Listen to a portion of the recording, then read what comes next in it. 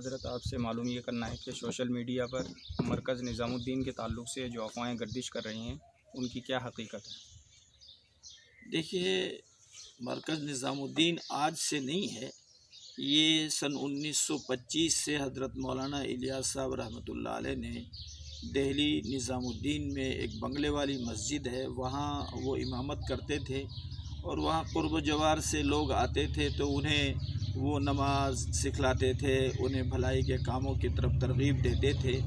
تو یہ سلسلہ وہاں بنگلے والی مسجد میں اس زمانے سے سن 1925 سے شروع ہو گیا تھا، اور لوگ وہاں 3 دن کے لیے، 10 دن کے لیے، 40 دن کے لیے آ کر کے اپنی نماز، قرآن، ذکر، تلاوت اور جو موٹے موٹے دین کے مسائل وہاں آ کر کے سیکھتے تھے، اور یہ سلسلہ کبھی بھی بند نہیں ہوا۔ رہی بات یہ کہ یہ ابھی 22 تاریخ کو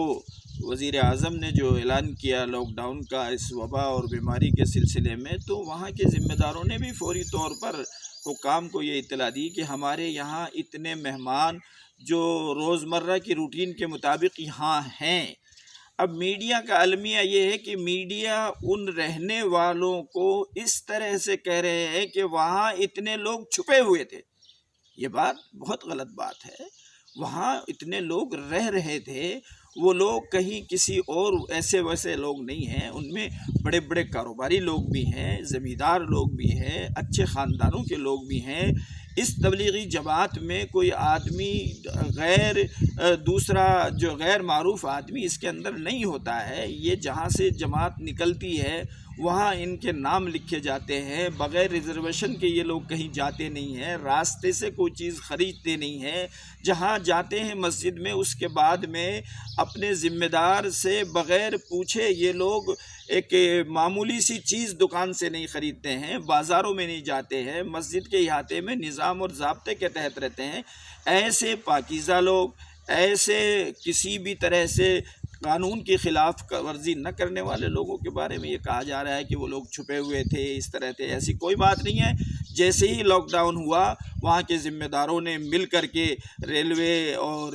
ہوائی جہاز، یہ تمام چیزوں کی سواریوں کا نظم کرنا چاہا، لیکن نہیں ہو سکا۔ بہرحال وہاں جو لوگ ہیں وہ کوئی چھپے ہوئے لوگ نہیں ہیں، وہ وہاں روٹین کے رہنے والے لوگ تھے، ان کو الگ سے کسی جلسے وغیرہ میں نہیں بلایا گیا تھا۔ اس لیے میں میڈیا کے لوگوں سے بھی کہتا ہوں کہ ان کے بارے میں غلط طرح کی افواہیں یا کوئی سسٹم نہ قائم کریں۔ یہ بہت بھلے لوگ ہیں، سماج میں بھلائیاں 100 سال کے قریب ہو گئی یہ پھیلا رہے ہیں، اور بہت کچھ کام انہوں نے کیا ہے، سیاست سے ان کا کوئی لین دین نہیں ہے۔ تبلیغی جماعت جو ہے یہ بہت بھلا کام کرتی ہے، جس طرح سے مدارس اسلامیہ بھلا کام کر رہے ہیں، اور بھی ملک میں بہت ساری تنظیمیں ہیں جو انسانیت کے لیے بھلائی کا کام کر رہے ہیں۔ ان سب کو اس وقت میں چونکے مارنے کی ضرورت نہیں ہے، سب مل جل کر کے ملک کے قانون کی پاسداری اور ایک دوسرے کے لیے ہمدردی جتانے کا وقت ہے۔ یہ میڈیا اس طرح کی جو ہے نا چارہ جوئی جو کر رہے ہیں یہ بہت غیر